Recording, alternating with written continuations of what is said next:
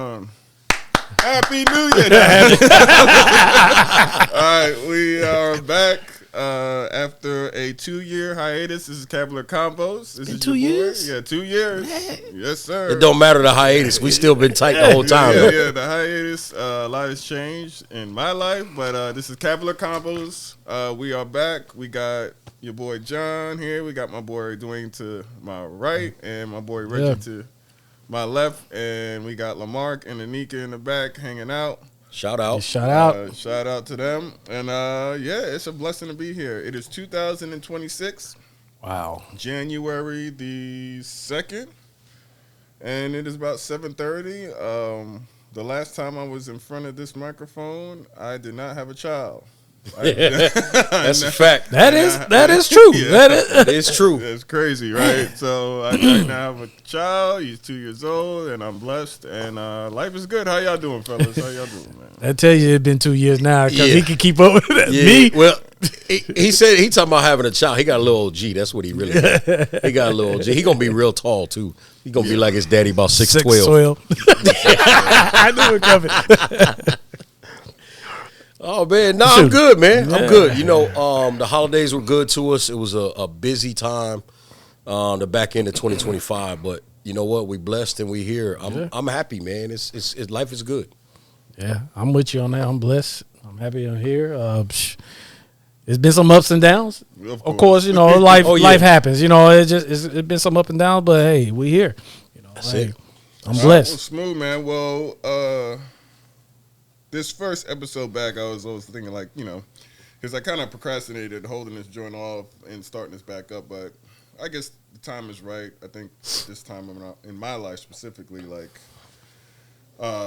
now being fully back involved in coaching and mentorship and being around a lot of families, specifically from our community, right? Like, and seeing the shift, right, when it comes to the youth sports space, right? Like, that's a big topic across the board because truth of the matter is, like, you know, a lot of families have a child. You know, sports are a lot more accessible in this country. And, you know, especially with the media now and social media, there's a lot of now different factors that are in place now because of the whole football specifically and basketball, because that's heavily participated by our people, African-American males and females. But, yeah, man, I wanted to get in and kind of see your thoughts, being that you guys are coaches, you guys work in the sports space, man. I do. It's been my life forever. You know, you guys have been professional athletes, college athletes. I've been a college athlete. Like, so our perspective is a lot more in-depth and a lot more, like, we're in it, like, every day.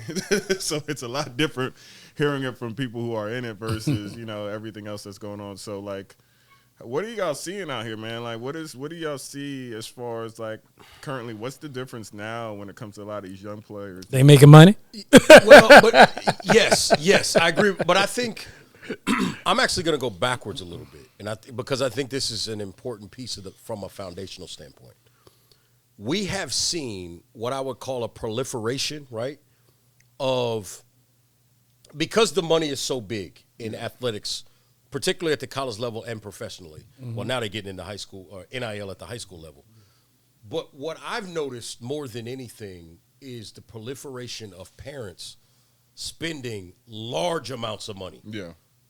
Whether it's on workout coaches, position coach, all these different things. Because the mentality is, if I can prepare my kid by spending this money early, I won't have to spend it later, right? The ROI, whether it's a scholarship, whether it's a professional athlete, you know, that becomes my offspring becomes a professional athlete, right? So then it's like, okay, now you got a $100 million contract. We can sort of, quote unquote, recoup that as a family and move on. The problem I have with that is it's twofold. And I'm never going to tell somebody how to parent their child, but it's a twofold thing that concerns me. Number one, the math still says the percentage of getting there is low. That's number one. The lottery. So don't, it's a lottery. They call it the draft and lottery. Don't take, I hope people are not, I know some people are, many people are not, but I don't want people to take themselves into a level of debt to try to do this and the ROI doesn't come back. The second thing is, I think and I've talked to plenty of college coaches about this. Y'all know I broadcast games, basketball and football at the college level. The thing that a lot of coaches are concerned about is what we've seen in terms of the specialization for these kids. They're not playing multiple sports, working different muscle groups, working on different aspects of their athleticism. They become so specialized, and you're spending all this money in one sport or focused on one thing, and it doesn't work out. And in some cases, the kids don't even enjoy it by the time they get to high school because they've become robotic and programmed. So I think the biggest thing to keep an eye on over the next 8 to 10 years is, and again, I ain't mad at none of y'all private coaches. I ain't got no beef with y'all. I do. But that proliferation, and some of them are not good, right? Some of them. On the basketball side, most of them are horrendous. Yeah. And should be arrested. Yeah. But that's another. And I don't like the predatory nature for some of them, particularly in spaces where, they find a single mother and drain whatever little dollars she might or might not have, whatever. And the ROI for her is not there either. So my big concern is, how does that play out over the next 8 to 10 years, and how that starts to potentially impact what the pool looks like in terms of athletes maximizing themselves. Yeah, the money is crazy. The amount of money that parents I see are spending on a year-round basis, and people are skipping house payments, car payments, insurance pay. It's getting crazy. And for me, I just look at it like, man, what I've seen is this: it's turned into a rat race. Absolutely. And everybody's on a hamster wheel. Absolutely. And nobody's stopping because, for the leagues, the youth leagues and the youth coaches and youth programs, the money keeps circulating. The parents never stop. Nope. Right? The kids never stop playing to assess where they're at. Right. It's just, I got to go to this camp. High school season ends. I got to go to club. I got to go to travel. I got to go 7-on-7. I got to go AAU. Then I go to my trainer. Then I got high school in the summer. And I'm still trying to figure out, at what point are these players able to perform at their peak? Because when are they ever fresh? They're never fresh. Never fresh. Because, I can speak for that because due to my son, bouncing from sport to sport, he finally got a break this year because of injury and stuff like that. But a lot of these kids, like you say, they playing football. A lot of coaches don't want them to play basketball. They don't want them to do nothing or run track. All they want them to do is focus on football. Basketball the same way. A lot of other sports, and baseball. Baseball almost is year-round now. All year-round now. Everything is year-round. And I'm not a fan of 7-on-7 in football. I'm definitely not a fan of 7-on-7 because I don't feel like it teaches the kids anything if you're not coaching them, if you're just worrying about winning. What techniques are you teaching them? What schemes are you teaching them? How are you teaching them to run routes? Anything are you teaching them? Are you just worrying about going to tournaments and parents spending all this money and you just going to play? I got a question. So I know on the basketball side with AAU, there was a particular circuit, I'm not going to name it by name, but this year on the girls' side specifically, they're going to 4 different stops. They're going to Arizona, they're going to Chicago, New Orleans, and Las Vegas. Now, this is a big-time circuit. They have teams from all over the country, teams from the Northeast, and kids are still paying. Parents are paying to go to, it's not, this stuff is now, as we understand recruiting, how it works. Yes. Recruiting is regionally based in most cases. And if you can play, they will find you. Yeah. So the idea that we have teams from all over the country and parts of Canada too, they could be coming as far as, New Hampshire. Scotia. To go to these places. And these are 4 of the most expensive cities to travel in the country. What is their equivalent to on football when it comes to the 7-on-7 stuff, the travel and the club stuff? Somewhat. Well, it used to be Nike. Nike used to have what was called the opening, but it was a lot of football is invitation based. So you almost have to get invited to some of the bigger ones. To Dwayne's point earlier, my concern with all of it is the way that in some cases, parents, families, kids are being sold, quote, this is the only place you're going to be seen. That's concerning to me because... Does every kid deserve to be seen, though? Yeah. That's number one. But number two, I don't like believe I every just kid said deserves to be before. But like I said before, if you're good enough, they will find you. You don't like. Listen, I don't care what anybody. I don't care where you live. If somebody looks online or they do their research, I'm gonna use basketball for example. If you're averaging 40 points a game in high school, somebody gonna. I don't care who you're playing. Somebody's gonna come find some tape of you and evaluate you as a player. Yeah. You don't have to fly all over the world for somebody to look at your tape if you can go. And I think that's part of my issue is we are putting all of this money into things that they consider exposure. That's what it is. But here's the reality. Here's my thing with that, and I'm glad you said that. Mm-hmm. Whether it's NFHS, Max Preps, I mean, you can. There's about 7,000 social media platforms. Yeah, there are ways to watch players online now that nobody has to go anywhere. But the coaches I broadcast high school football. Job. Well, here's my point. I broadcast high school football, which gets shown on TV, streamed, and it's on YouTube. Yeah, a lot of college coaches have reached out to me saying, "Hey, what game do you have tonight? What schools? Is there anybody I need to keep an eye on, or is there anybody I need to watch?" So these coaches are, to your point, they got to do their job. A lot of them are. And so they're sitting around looking and in some cases laughing, going, why are we watching these people do all of this? I can still see this kid play. I don't have to. So are the kids not ready? Some kid, now, there's a whole nother layer to the not ready part, right? Because I think there are some that are, but the mentality, the old mentality in sports was get young and build. Now it's get old and win now. Win now. So the mentality has changed. But to finish up my point, in those circuits, and I always say this, I tell young kids after your junior year or after your sophomore year, football-wise, you only need to go to 3 camps. You go to a realistic option, right, or 2, and then you can go to your dream camp. But my thing is this. If you are not getting recruited or requested to come to a camp at a place like a insert high-level Power 4 football school here, do not ask your mama to spend $700 for you to go to that camp. You're probably not someone that they're really recruiting, especially at the high school level, because they recruit in the portal anyway. Because think about talking about camps, because I deal with a lot of high school kids because of my son in high school. A lot of these kids are spending so much money to go to a lot of these different camps, and even my son he said, "Dad, what about this camp?" And I researched. I said, "Yeah." Because a lot of times these camps, they always say, "Hey, we're gonna have this school, this school, this school, this school."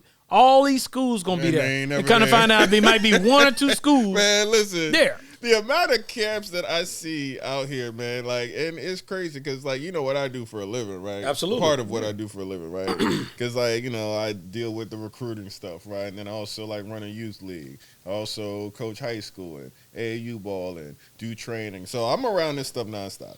The scamps. Scam camps.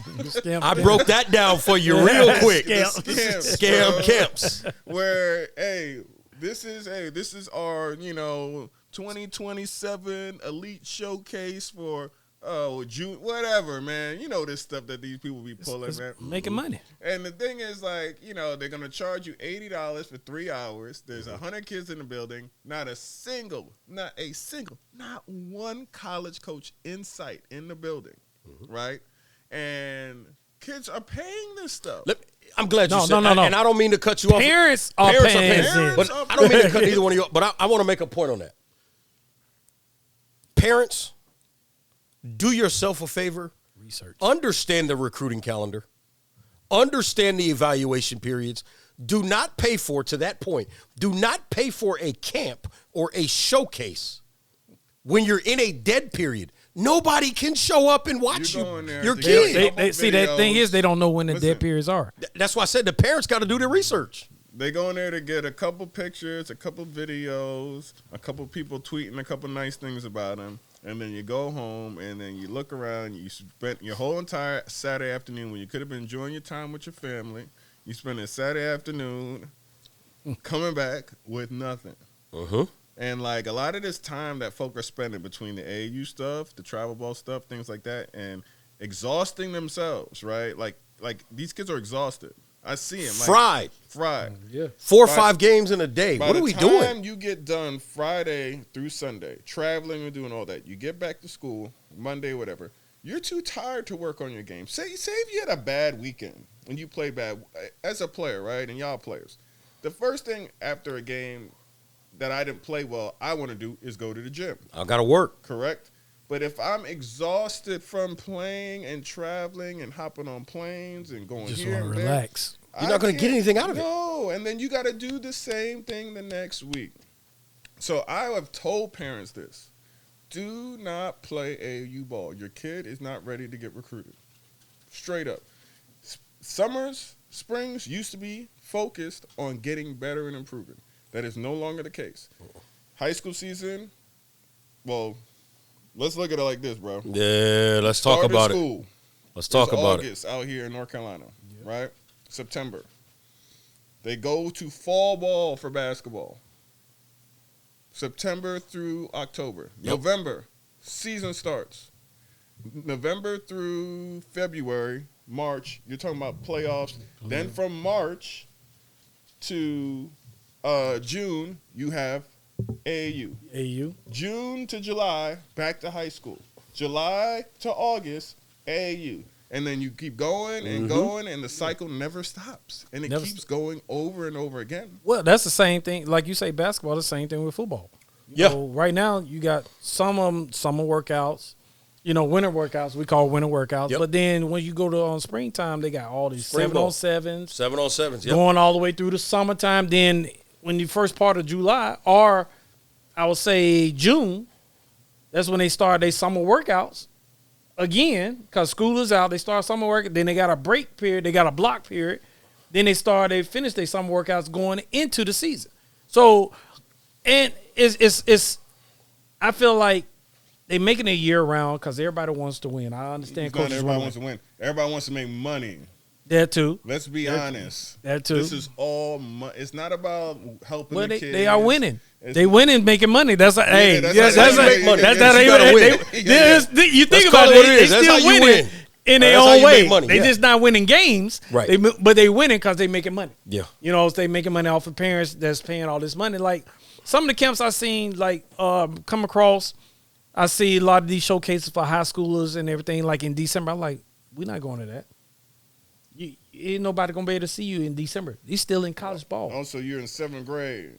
Now, I got a question, right? Like, how is this all affecting, like, the interaction, like, when it comes to parents with their kids? Because I see kind of, like, how now there's so much pressure put on these kids that even the parenting becomes a lot, like, there's a lot of friction parenting-wise when it comes to the sports situation because dad or mom wants me to make it or dad or mom wants you to play the sport, and they want it. In a lot of cases, man, I've seen parents want it more than the kids. Because some parents, by me coaching youth football and coaching high school football, some parents are living a dream through their kids. Yeah. And that's the mistake. Like everybody like, oh, my kid is this and that, and they fussing at the coach. My kid should be doing this. Why y'all ain't giving him the ball? Or this, it's a bad thing because now you think about worrying about your kid, but you're not worried about the team as a whole. You fussing at the coaches, but you don't even go. If you go to practices, you see what your child is doing in practice. Sometimes he ain't doing nothing. It ain't pretty. That's the thing that I've seen too as well. It's like you've seen probably this stuff as parents don't know how to behave themselves in the stands, right? And they conduct themselves in a wild manner. Right? I got ran up on by a parent for what I said on a broadcast. Why did you say that about my son? What did I say? You said he missed the block. Well, ma'am, did he make the block? No. Then what was I supposed to say? And then the PC, everybody's so sensitive too as well nowadays, man. You can't say nothing. But this is the thing, like as a parent, like you have to really evaluate yourself.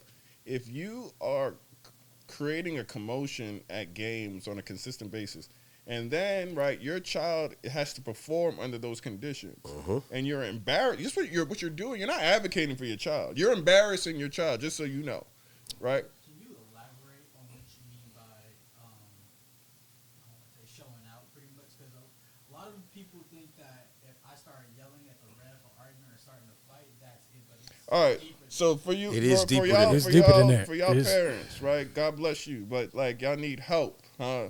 Y'all need therapy, huh? Because a lot of y'all didn't make it or whatever y'all were trying to make it in, and you're trying to. This is your chance. Your child is your chance to make it or make something of yourself. Screaming and hollering at the ref, screaming and hollering at the coach, screaming and hollering at other players on your own team, huh? Excuse me, huh? Like this is the thing. Like, all right, and people, people do it in the NBA and in the NFL. That's different. You paid $400, $500 for those seats. $1,000. You paid $5 to get in a high school, middle school game. Maybe even didn't pay anything. So no. And once again, these are kids, not paid professionals at the end of the day. So that's a little bit different, So no, you cannot treat the little Charlotte Hornets the same way you treat the New York Knicks. Middle school. Like, come on, man. Like, what are we doing? Like, so no, like you shouldn't be behaving yourself like in an unseemly way. This is the thing too, bro. Like college coaches, you think these people want to deal with that stuff? That's the point, right there. They don't. That's why they don't deal with it. And there's cameras everywhere now, right? Yes. Everybody's got a camera at games. They're doing this. So say your kid does make a D1, but your child is goes to NC State or goes to Duke or North Carolina. Your kid doesn't play, or your kid doesn't get the ball. And you're sitting behind some fan who's got their camera up, and you're cussing out, one of the shooting guards for not swinging the ball to your son, and you're caught on camera doing this stuff. Or you're caught on camera acting a fool in the stands. How long do you think your kid is going to be on that team? Like at what point do you not realize, you're hurting your child. Chill, right? Maybe I should just let my kid run this journey and run this race on your own. If nobody's beating on your kid, smacking, slapping your kid, cussing your kid out, being disrespectful, right, to your kid in a way that it could be targeted as bullying, which some of y'all are too sensitive already with that. Like, shut up and enjoy the game. Yeah, but you know what? Speaking as a parent and a coach, and a ref, I do it all. So being a ref, now I ain't gonna lie, being a ref in a football game, it opened my eyes to the game more as sitting down as a parent. Absolutely, because I understand it more and understand the perimeters of the ref. Yeah, everybody has a key that they focus on. Yeah, so a lot of times some parents be up there, they're like, so what happened? I explain to them. So some of them get outrageous, and I be looking at them. They look at me like, am I right? I was like, no, you're wrong. And stop coming to the game, you know what I'm saying? Drinking. Yeah, I can't stand that. Yeah, but but you see some parents just fussing. We like, do you know what's going on? They claim they know the game. No, they don't know the game, bro. Listen, claim. Let's be very honest.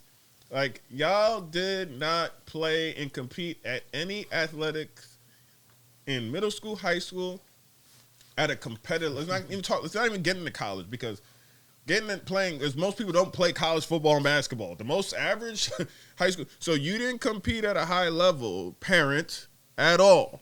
You have never been involved in anything high level when it comes to athletics. Let's just be honest. Keep it 100. You do not have the know-all to critique anybody on anything that is in a professional setting. That's just the reality of the situation. Like, you're not in a position to critique because, right, you may say, like, oh, what's it called? You should have did this or should have did that. But then there's the 55 other players. You don't even know what's going on or couldn't even read a playbook. Saying that. Here's what I love about that. Hey, parents, guess what? There is not one coach I've ever met, and I've broadcasted and or coached everywhere from the Power 4 level in college football all the way down to private school, small school, high school, and middle school football. I've never met a coach that called a play that he didn't think was going to work or that she didn't think was going to work. So stop saying, why would you call that? Because they thought it was going to work. But the other coach gets paid too. The other coach gets paid to keep the other coach from doing what the one coach.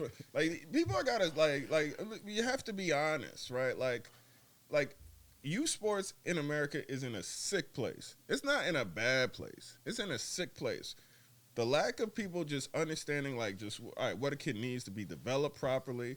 Forget about, like, teaching them life skills. That ain't even, you know what I mean? Nobody even talks about that no more. Teaching life skills, how to be an adult, how to act. Like, when I was playing, like, my coaches just weren't coaches. Like, they taught me about life. They helped me become better. They were mentors. They weren't just coaches. They were mentors. And I'm not disagreeing with you, but I want to slide this in here because one thing I will say, particularly at the youth level, to your point earlier, some of these coaches have maybe never played the sport they're coaching. Yeah, I do want to give them a little bit of credit because oftentimes they're volunteering.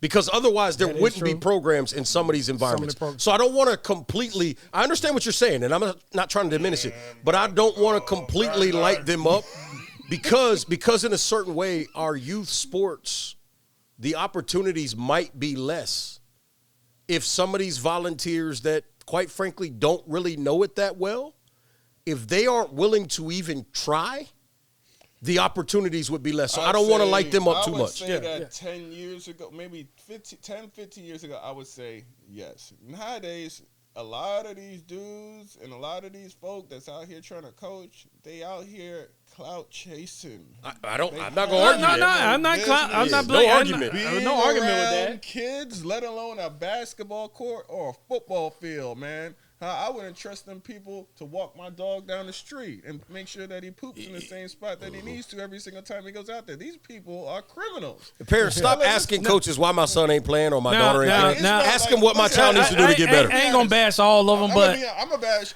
because his point is if the shoe fits. Yes, if the shoe fits your I ass, got you. Yes. If you're not offended, because you shouldn't be offended if you know what you're doing. But the problem is you don't know what you're doing, and then you weirdos, you parents who like listen to these people blow smoke up your behind day after day, week after week, telling your kid there ain't nothing wrong with your kid, they ain't got to fix. And then someone like me tells you, who's been there, who's done that, who's been around real players, I come and try to tell you the truth to help your kid. You look at me like I got something wrong with me because all these other weirdos who've never been around the game at a high level tell you that your kid is great. So, like, no, we not. Like, yo, coaches, do your job. Your job is to develop players and people at the end of the day. And if you're not doing that, if you're not making them better people and making them better players and holding them accountable and helping elevate them versus kissing their ass, what do you want? What do you expect to happen to these kids? Not just about basketball or football or sports, about life. They've been told they're the best thing ever. Yeah. All their life. They've told they can't do no wrong. And then when they get to a professional environment where the only thing that matters is results and being professional and taking care of business, and they've never been held to that standard, what do you think's happening to them in real life? They're going to be homeless and on the streets. And then they're going to be living with you till they're whatever. Like, so is that what you want? Now, like Reggie was talking about some of the volunteer coaches. If it wasn't for some of the volunteers, some of the programs wouldn't even exist. But I get what you're saying. Also, do you know how many volunteer coaches do y'all know now? Majority of the high school programs around here. Well, a lot of high school programs, they are a lot of them volunteers. What they're making, they might as well be volunteers. Okay. Yes, they get paid, but they might as well be volunteers. And, oh, by the way, the deeper you go in the playoffs in the state of North Carolina as a high school football coach, that does not mean you get more money. Your stipend is your stipend, and that's it. Yeah, that's it. That's a whole different conversation. Yeah. And it has been thoroughly had in the city of Charlotte, well, all across the state for the last 3 years. That's a whole other conversation. So a lot of and I feel like when you volunteer, you're supposed to put some type of effort into it. You're not out there, like you say, clout chasing. If you out there with kids listen, if you are in charge of helping young people in whatever aspect, you cannot halfway do it. No. Or you might just stop doing it. No. some people just want to be a part of something. I done seen that. Yep. You got some coach. Well, now this is another problem. You got maybe a head coach here, and you got a coach that's volunteer that's coming in, got great ideas, but guess what? This head, he don't want to listen. Yeah, you know what I'm saying? Now you run across that a lot. He feel threatened. Like, no, all he is doing is bringing something new to help develop the kids. And sometimes it's not just developing kids. It's sometimes developing coaches. Because I'd say sometimes some of the teams that lost almost all their games, some of them coaches be some of the best coaches. Everybody like, how they coach? They ain't win no games. I guarantee them players will do anything they can for that coach because due to the fact they may be losing, but them coaches are teaching them something. Yeah, and it's not about just what you like the talent level. Like it's the about ones how you that maximize the talent. Man. The ones that scare me the most, and I'm gonna say this even as the person sitting here that's not a parent. The ones that scare me the most are the ones that coach for the purpose of propping up their own child. Not for the purpose of the development of all the players to put the daddy ball. or teaching them how to win. This is about I'm going to prop my child up. Every play is for my child. Everything is for – that's dangerous. Right? You know what expedited that?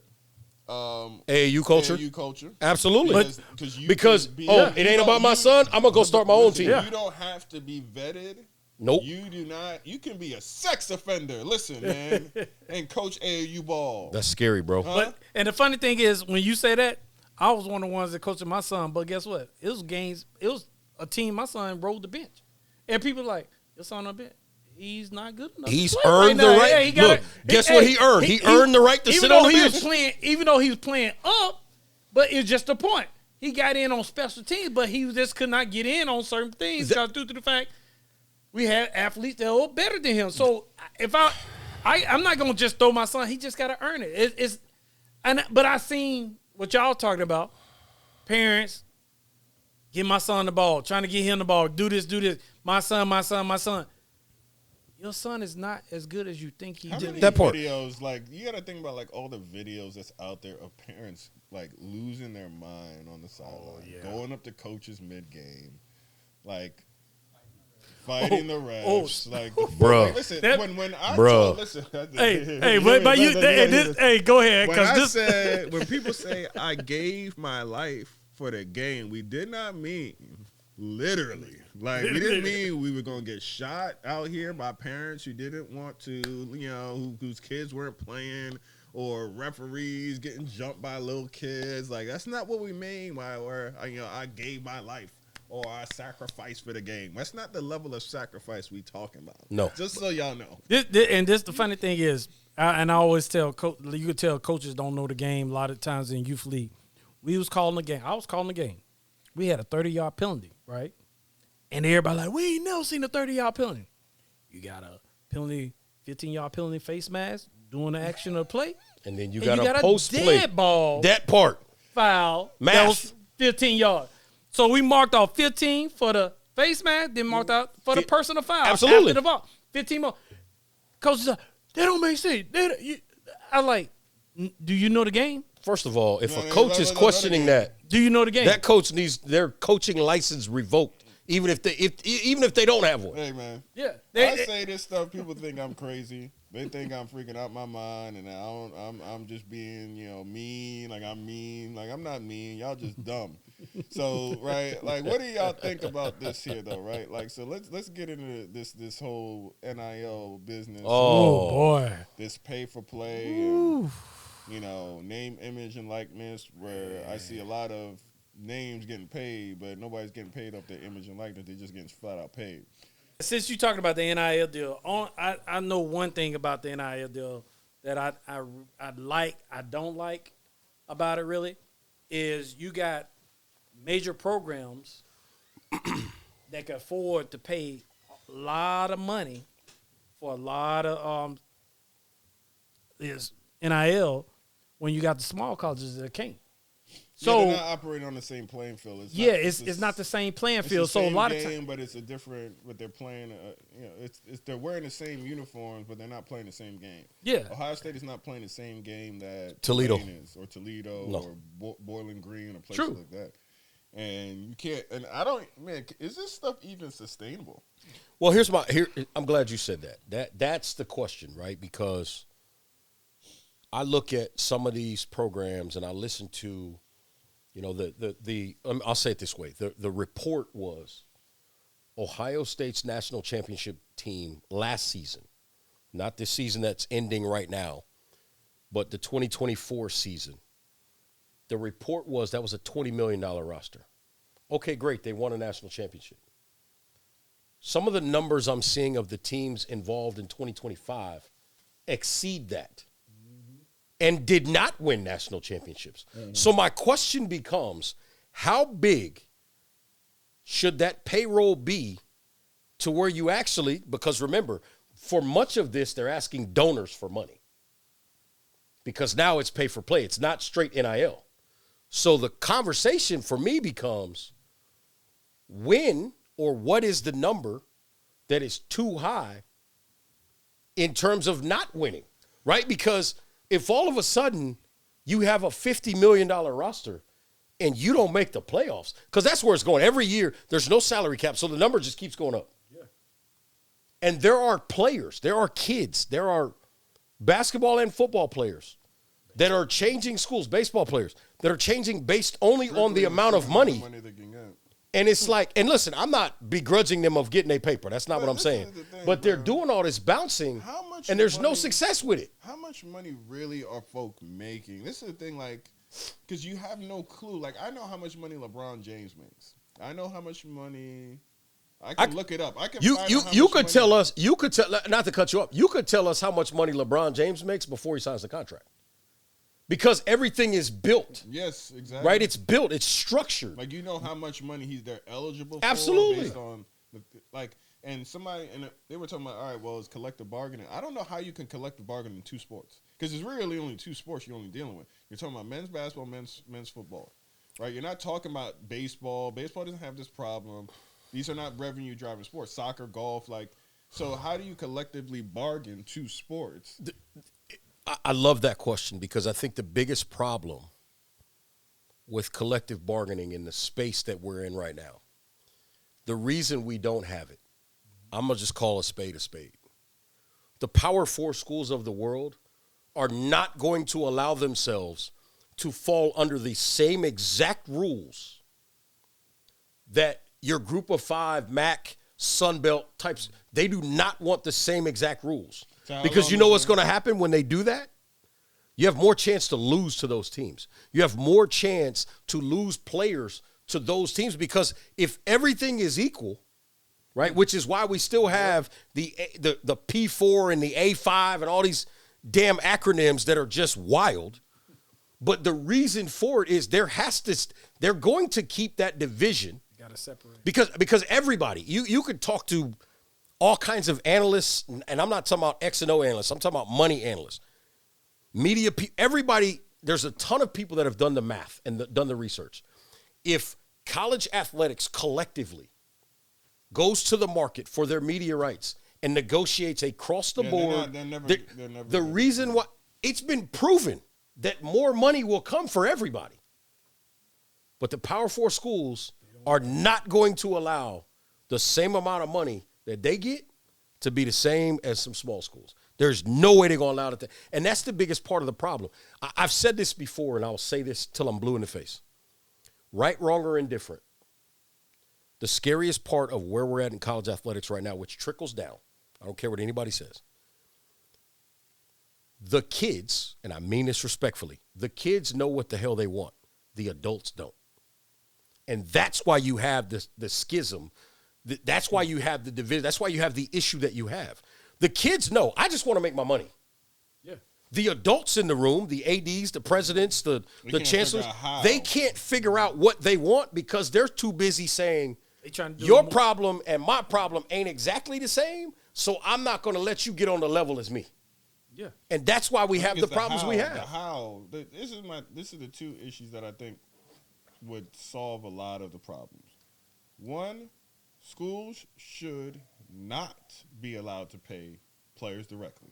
If players want to get paid, they need to negotiate that, and they need to do that through name, image and likeness, AKA endorsements. That was the whole concept of what Austin and O'Bannon were trying to do. Now they going to schools. I don't understand how the schools become now on the hook to pay. That never made sense. They wanted to do that because they wanted to buy the best players, but they don't. It has nothing to do with that whole lawsuit. The lawsuit was strictly based on jersey sales, video games, all that other stuff. But I'm gonna tell you what happened there. And I know this because I know people that have started collectives, okay? The big schools got involved by going the collective route, and everybody has collectives for the most part. But collectives were created. They were created because those boosters at certain places could circumvent what other places could not, right? Here's a prime example. And I'm going to try to use this in a very simplistic way. You think about Ohio State. They are in Columbus, Ohio. Very big city. It's not the biggest city in Ohio, right? They're on a different level on paper. It's changed a little bit now because Cincinnati has moved to the Big 12. Mm-hmm. But when Cincinnati was in the American, in theory, Cincinnati can't keep up with Ohio State. But here's what I would argue. There might be more millionaires and billionaires in Cincinnati than potentially in Columbus. I don't have the exact math on that, so people at home, calm your ass down. You look at a place like Alabama, Tuscaloosa. Listen, they've had a great history, right? Nick Saban era, the whole 9 yards. When Nick Saban made his comments a few years ago about Texas A&M, quote, buying players, he wasn't talking to Jimbo Fisher and the people in College Station. He was talking to his own booster saying, I don't have the money to keep up with them. That's what he was saying. The problem is, and we're seeing this play itself out, I think the Indiana story is bigger than the X's and O's that we're seeing. Kurt Cignetti is a hell of a coach. I don't want to take anything away from him. He said he wins everywhere he goes. But when you talk about money, understand something. Most of your SEC-type schools, Southern schools, they might have 20, 25,000 people enrollments. Then you go to the Big Ten in the Midwest. Yeah, the Big Ten is different. Ohio State has the largest alumni association in America in terms of dues-paying members. Over 3 million people. You're not going to outspend that by and large. So what are we seeing happen? A lot of these schools that are in rural places that are adjacent to mid-sized markets, the math says they don't have as many millionaires and billionaires to cut checks to make this easier to win games. And that's what I think is going to be fascinating over the next 8 to 10 years. Because as we see this thing continue to evolve, I think what you're going to see is a shift. And the math is going to be easy to see. At a major market. A place like Penn State, where I went. Yeah, like look at Miami all of a sudden. Mm-hmm. Remember 15 years ago when Nevin Shapiro and Uncle Luke were all these bad human beings? Now they can actually cut the checks legally. Yeah. Here come Miami. Here come to you. Yeah. Listen, to anybody watching this and listening right now, if you ain't been to Miami, it is expensive. Everything is high. You got to have paper to live down there. Miami's a private school. You go to Miami and graduate from there, especially if you didn't get no tuition help, you done cut some checks. Yeah. So you probably going to have some money on the back end. So guess what? You can write them checks to Coach Cristobal and to get them players down there. Jim Larrañaga down there at my University basketball-wise. He's retired now. He made a Final Four run down there at the beginning of it. The Cavender twins on the girls' side, they went to Miami from Fresno State and got checks. Money is in Miami.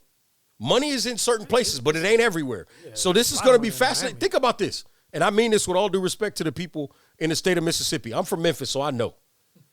It ain't that much money in Oxford. It ain't that kind of money in Starkville, Vegas, whatever you want to call it. That's old money. There's some old money, but it ain't money. that kind of money they can just write checks to players like that. Ole Miss, great year this year. But it's not going to be some of these places that we expect, absolutely. The fans got to be smart. I mean, the fans, like Alabama, Penn State, and like I was like looking at the football side, the buyout, it was like what, $250 million? Listen to me. I'm gonna talk about my school directly right now because I was hot. I'm not gonna sit here and debate the James Franklin firing. What I'm gonna say is, they are in the middle of a $750 million stadium renovation. And you fire a coach. Now, they got lucky because he got a job right away. And you fire a coach that you were going to have to pay an additional $55 million to in a buyout. Don't call my house for money. Don't. Yeah, listen. Because you made a decision. Don't call me. Clearly, you got it, player. You got it. This, man. I've said this. Man. I agree with what you said. That don't make no sense. My school that I graduated from be sending me emails asking me to donate money. I have not received a single job opportunity, a single benefit from graduating from the school and y'all know the school I graduated. Yep, I know. From. I ain't gonna say it on. Ain't nobody business. Don't be Googling him. You ain't about to get no money from me if y'all haven't put any money in my pocket. That's just the reality of the situation. So like a lot of these schools, right? And I see it, bro. Like I don't know how sustainable the current situation is and the current landscape is when it comes to just, once again, it starts from the youth sports. How much, and I use this term all the time. Every AAU season is like a going out of business sale. Bruh, it's like boxing. Where they try to extract as much money from the public every summer as they possibly can because they know there's a senior that's going to be a rising senior, whatever, that's going to be going off to college, and that money is leaving the sales funnel, and they have to grab as much money as they can. The thing that's going to fix this, in my opinion, is that people got to get back to the root of why we got into sports. Love, genuine passion for the game. And the competition. Yep.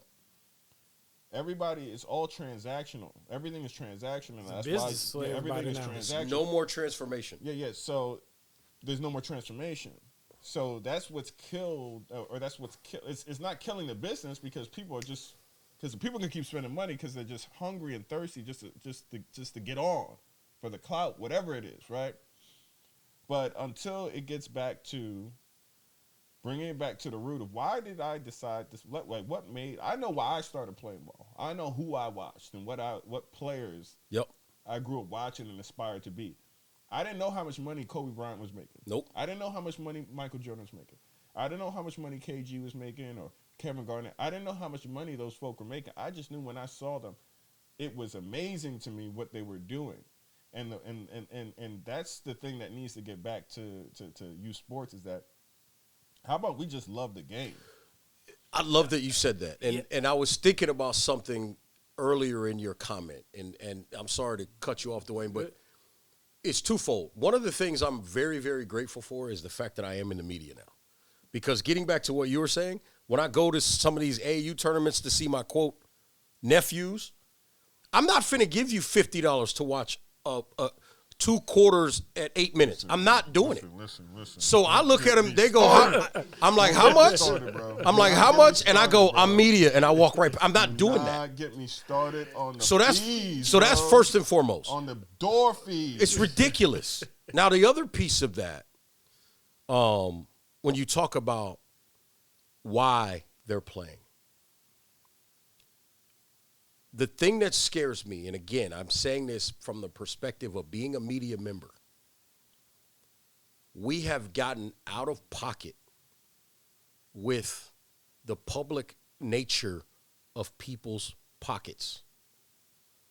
We don't need to report everybody's salary, everybody's bonus. I get sick and tired. I'm going to tell you the one thing. You want to see me get pissed off? Let me be watching a TV show, and they say he can't miss that throw making $50 million a year. Why the hell not? You make $2 million a year as a reporter, and every now and then you ain't first on a story. We have to stop that. But the point in saying that is, to your point, when we were coming up, if you heard anything about somebody's salary, it was a 5-year deal, details not disclosed. Now, Adam Schefter know the contract before the player signed the damn thing. Even sign it. That we gotta stop. Listen, I'm gonna say it. I'm not gonna talk about a player's money if I don't want a player telling the rest of the world how much money I make to broadcast that game. Because as we know, we grew up a certain way. There are several things you don't talk about.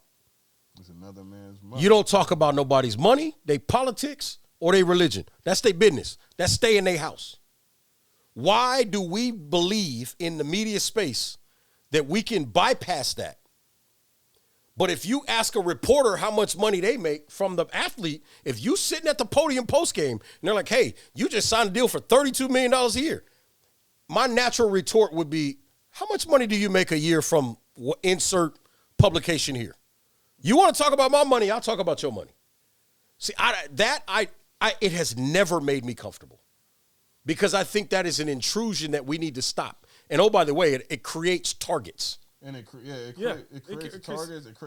Because now these kids they're not thinking about, wow, am I playing to get better? I'm playing to make money. Like I'm chasing the check. They're chasing the money, and then when you get the check, what left do you have to aspire to? Which is why you see a lot of guys when they get the check, they don't count. Done. They got to pay taxes on all that. So but like you was talking about, when we play ball, it was a difference. All my friends played. We all was competitive. We want to play against you. We want to have bragging rights. We want to talk junk. We want to, we beat y'all. Yeah, we got y'all. It was one of the things because we loved the game. We wasn't inside playing technology all the time. We was outside. You had to go outside, bro. We was outside. I was playing sports out of my house. You didn't have a choice. I played, like I tell people growing up, I started off playing soccer.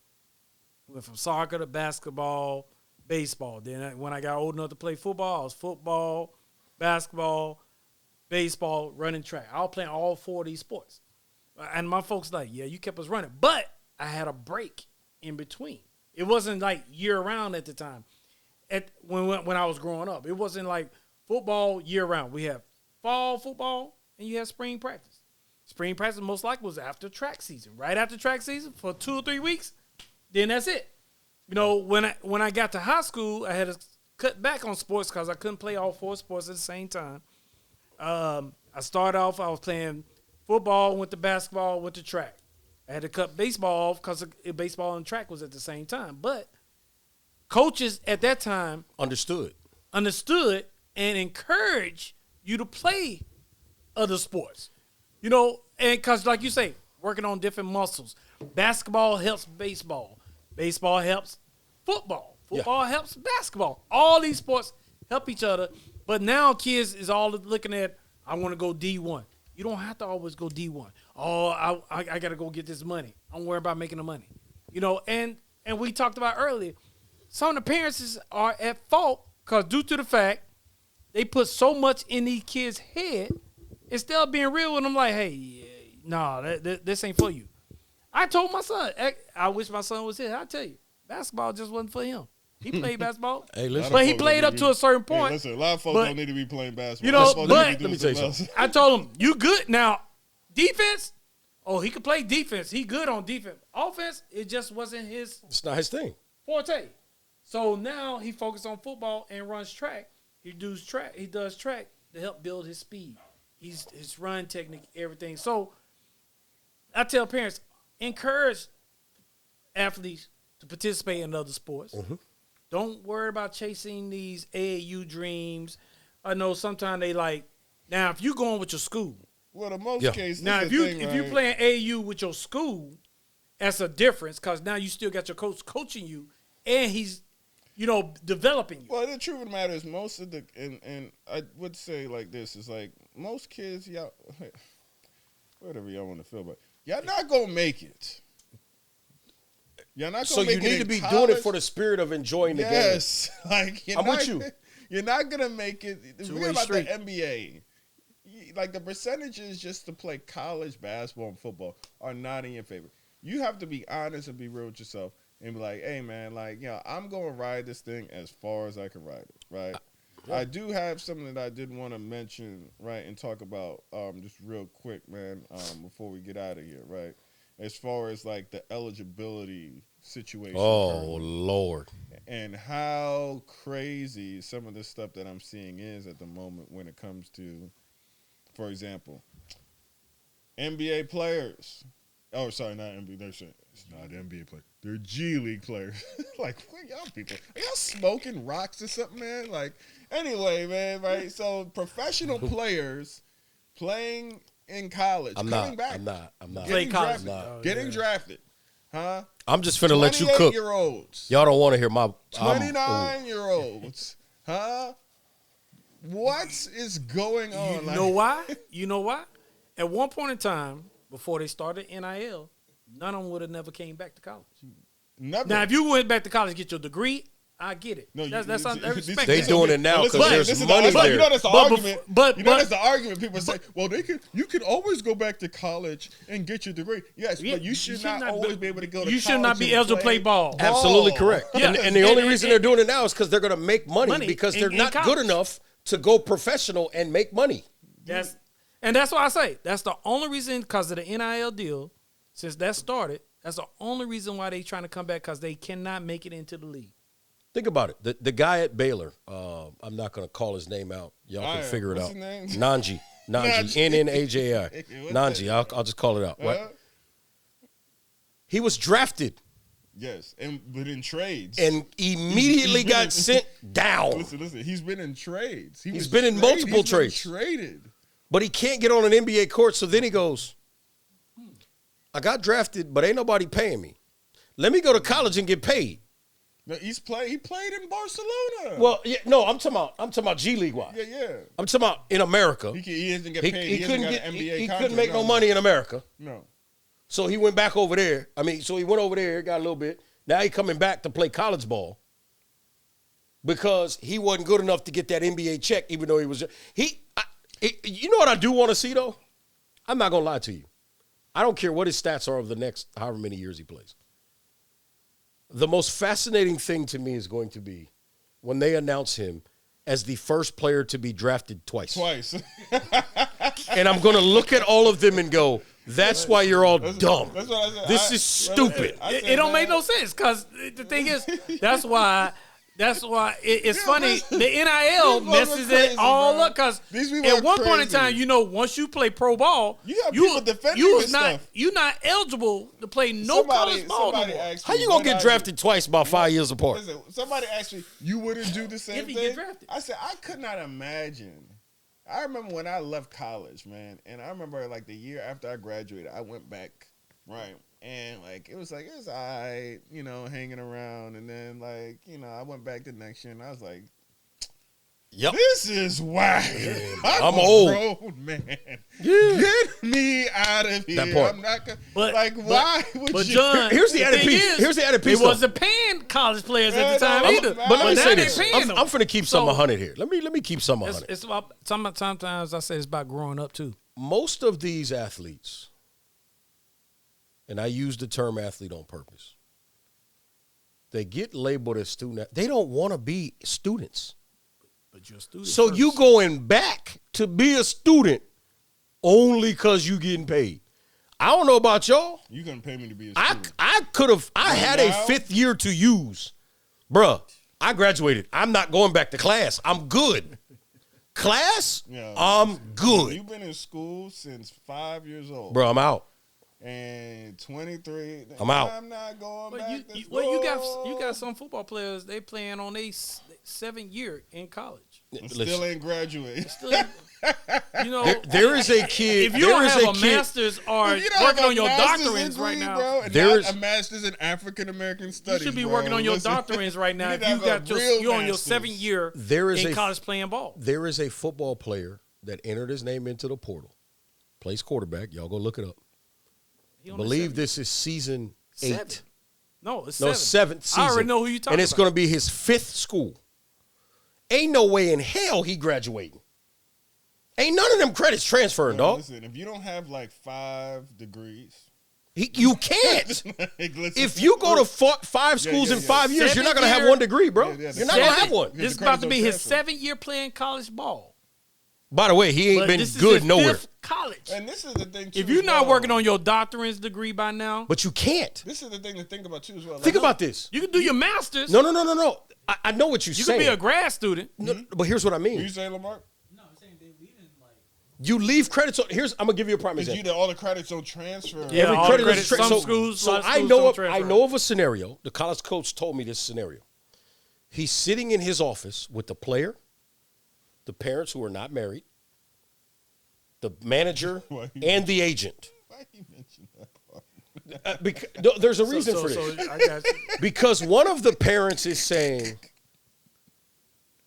"Hey, we're thinking about going somewhere else. What kind of financial are y'all talking about?" And the other parent is going, "Hold on a second. We're 1 semester from graduating. Even if we gotta maybe take $10,000, $15,000 less, we gotta finish this."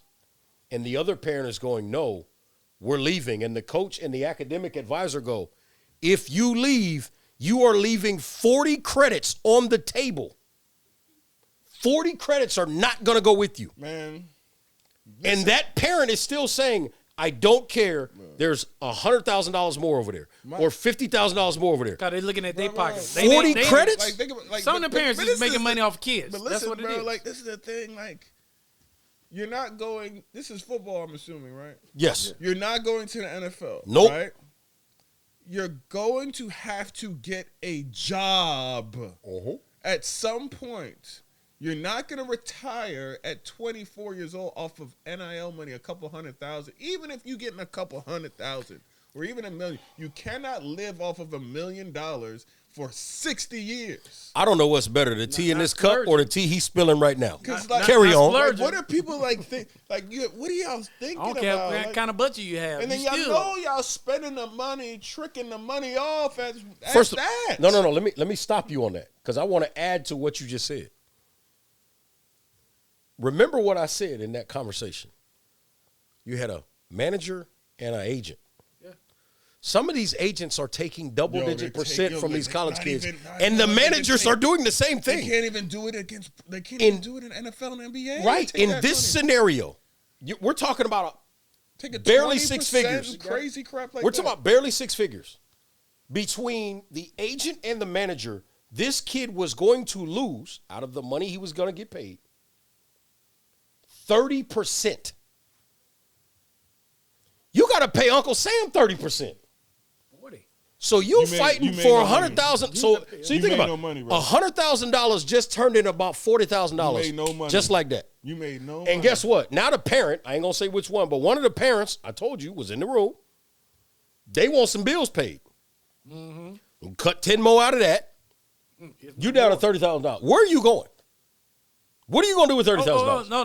Don't buy a car. No, I was about to say. Don't buy a car. They going to buy a car. Don't do that. You Go better buy a car. You better get a used. You go, I go, we all go for $2,000. Because if you go spend $20,000 on a car, and oh by the way, what they're not thinking about, insurance, the long term taxes, insurance, taxes, all of the things that continue. That's why I think it's imperative that all college students. Student athletes take a financial class. No. Let me. I'm with you. I'm gonna slightly correct you.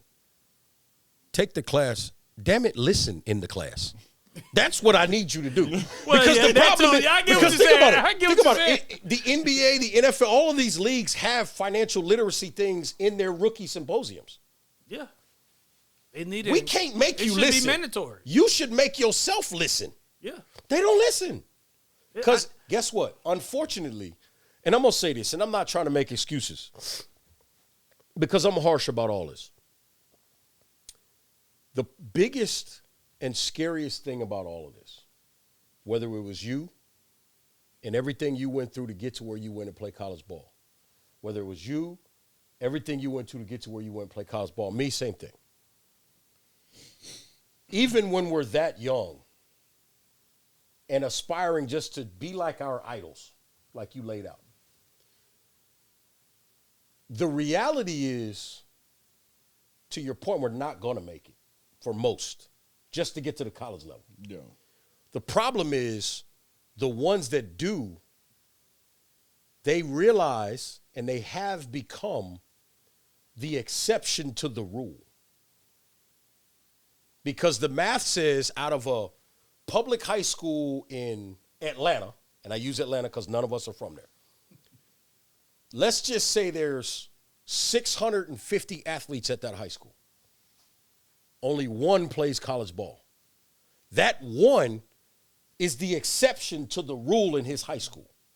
So if they get close to going pro, again, in their mind, they're the exception to the rule. So when somebody says you need to listen to this financial literacy, you need to understand how to protect your money for later, they go in their mind, they go, guess what? I'm the exception to the rule. And y'all and that's what's scary to me. Yeah. It's wild times, man. It's wild out here in these streets, man. Yeah, we're going to have to get another, we working on getting another part 2 of this, man, to get some other folks. Man, there's going to be part 2, 3, 4, 5, 6, and 7. Talk about NIL, they said they got ESP and the Ocho. We got Cavalier Convos podcast, this topic, the Ocho. Think about it. NIL deal, you got transfer portal, you got all that stuff ties in together. I would like to get some other parents who have kids actually actively getting recruited. To kind of talk about some of this stuff too, and then also I have a couple of people I know that actually work the NIL space who actually deal with this stuff on a day-to-day with the negotiations and things like that. So it'll be good, man, and then get it. Obviously some of the other different topics that we discuss. Especially in our community, man. Like there's a lot of exciting things, man. I'm happy to be back here, man, doing this. This is fun. Something I love to do because I think it's important for the culture, for the community. So hopefully y'all enjoyed it, man. Make sure y'all go on Instagram and subscribe to Cavalier Convos and go on our YouTube page. There'll be a lot more videos, I promise, on there. And we're going to get this thing back running. But life been life, and y'all. Life been life. Hey, can I say one thing? Parents, do not depend on the coaches to get your kid recruited. First of all, let me We don't want to start nothing else. Let me tackle that. I know John Charlie he said. By the way, if your child got some regular ass grades, don't even try it. Don't call me for help. Tell him to get his grades up. Tell her to get her grades right. You listen. At the end of the day, the most important question, whether you realize it or not, that a coach has to ask his administration is, can we get them in academically? And if the answer is no, then guess what? I don't give a damn if you Kevin Garnett 2.0. You ain't getting in. Yeah. But we ain't going to start. That's another conversation. Yeah, That's this is good, man. So now, appreciate all you guys. I know